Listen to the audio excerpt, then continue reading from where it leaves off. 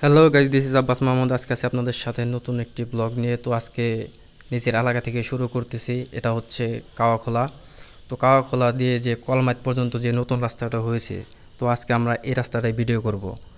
তাই প্রতিদিনের মতো আজকেও বেরিয়ে পড়লাম ঘোরাঘুরি করার উদ্দেশ্যে। তো বিকালবেলা আমাদের গ্রামের এদিকে রাস্তাগুলো অনেক সুন্দর দেখা যায়।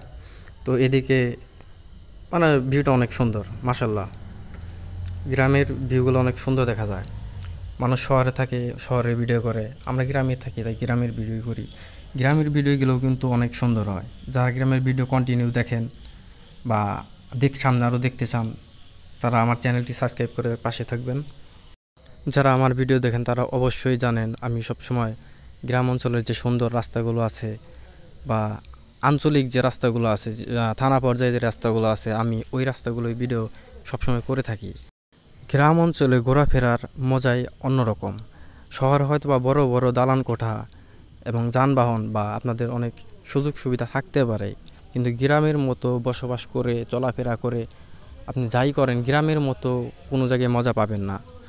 কিন্তু হয়তো বা গ্রাম শহরের থেকে অনেক পিছিয়ে, সুযোগ সুবিধা অনেক কম, তারপরেও গ্রামে থাকার মজা আলাদা। গ্রামে থাকলে আপনি চাইলে যখন তখন মন চাইলে আপনি একটু ঘুরতে বেরোইলেন। আর আপনি যদি দেখা যায় যে একটা বাইক থাকে, আপনি বিকালবেলা যদি ঘুরতে বেরোন, আপনার মন এমনিতেই ফ্রেশ হয়ে যাবে।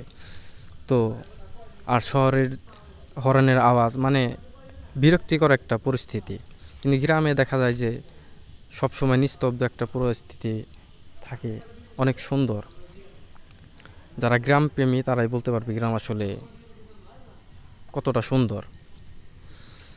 তো কথা তো অনেকই বললাম, সামনের দিকে এখন প্রায় রাস্তা শেষের দিকে এসে পড়ছি।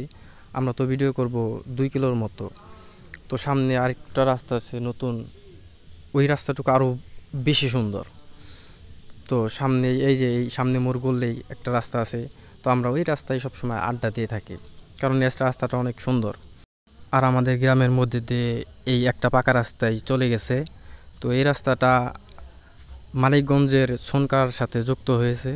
তো আমরা ওই দিক থেকেই আসতেছি। তো আমরা যাচ্ছি এখন নাগরপুরের দিকে। তো এই দিক দিয়ে সবাই নাগরপুরের দিকে চলাচল করে।